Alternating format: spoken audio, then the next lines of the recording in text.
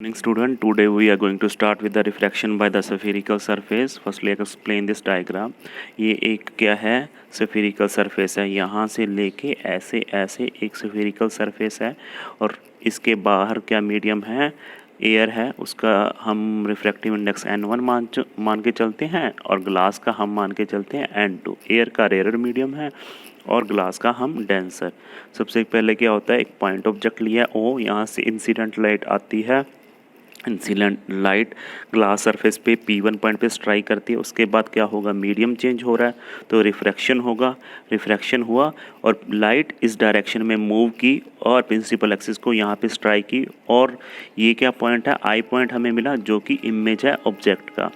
यहाँ पे देखिए एक सेंटर ऑफ कर्वेचर है, डेट इज़ योर CP1 और वो क्या है हमारा नॉर्मल भी है CP1. ये नॉर्मल के साथ इंसिडेंट लाइट आई एंगल बना रही है और इसी नॉर्मल के साथ रिफ्रैक्टेड लाइट इसी नॉर्मल के साथ P1C के साथ रिफ्रैक्टेड लाइट कितना एंगल बना रही है, R बना रही है. ठीक है जी.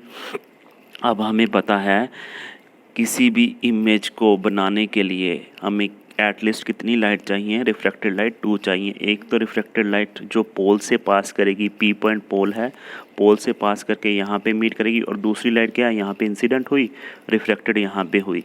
तो इस पॉइंट पे दोनों मीट की, एक यहाँ पे रिफ्रैक्टेड लाइट, एक यहाँ पे. तो हमें 2 लाइट मिल गई है रिफ्रैक्टेड लाइट. तो हमें क्या है, इमेज बन गई है. We require 2 refracted light to get an image at least. अब उसके बाद क्या है, देयर आर 3 डिस्टेंसेस. ऑब्जेक्ट का डिस्टेंस पोल P से U, पोल से लेके हमारा सेंटर ऑफ कर्वेचर का distance that is noted by radius of curvature capital R. Pole से लेके इमेज I का डिस्टेंस हमारा क्या है, इमेज डिस्टेंस. पोल से लेके इमेज का हमारा क्या है, इमेज डिस्टेंस. IOR इंसिडेंट और रिफ्रैक्टेड एंगल है विद दिस नॉर्मल एक्सिस. और यहाँ पे एक चीज़ नोट करने वाली है, जैसे इंसिडेंट लाइट स्ट्राइक की, मीडियम चेंज हुआ, तो ये देखिए रिफ्रैक्टेड लाइट ऐसे जा रही है. मतलब इंसिडेंट लाइट अगर कोई मीडियम ना होता ऐसे जाती, कोई मीडियम ना होता तो ऐसे जाती इस डायरेक्शन में. जैसे मीडियम चेंज हुआ है ये ऐसे जा रही है. यहाँ पे क्या है, it will move toward the normal. ये नॉर्मल है C से लेके P1, तो refracted line will move toward the normal. जानी ऐसे चाहिए थी, so it will move toward the normal की तरफ. और ये केस कब एप्लीकेबल होता है, जब लाइट कहाँ से, रेयर से डेंसर में जाती है. 3 एंगल्स हैं, there are another 3 angle, alpha beta gamma. Alpha angle incident light बना रही है प्रिंसिपल एक्सिस के साथ, ठीक है जी. बीटा एंगल हमारी सेंटर ऑफ कर्वेचर के पॉइंट से जो रेडियस ऑफ कर्वेचर गुजर रहा है वो प्रिंसिपल एक्सिस के साथ बना रहा है. सिमिलरली हमारी इंसिडेंट लाइट प्रिंसिपल एक्सिस के साथ जो एंगल बनाई है डेट इज़ गामा.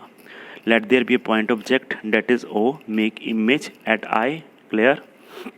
उसके बाद ऑब्जेक्ट डिस्टेंस क्या है, PO that is noted by U, image distance PI that is V and your radius of curvature that is PC. उसके बाद हमारा क्या है, will draw a perpendicular from the point P1 से हम परपेंडिकुलर ड्रॉ करेंगे और वो प्रिंसिपल एक्सिस को कहाँ पे मीट कर रहा है, Q पॉइंट पे. P1 से परपेंडिकुलर ड्रा करेंगे और वो प्रिंसिपल एक्सिस को Q पे मिल रहा है. P1 Q कोई भी हाइट नहीं है, दिस इज सिंपल है परपेंडिकुलर. ठीक है जी. P1 on a perpendicular axis at point Q.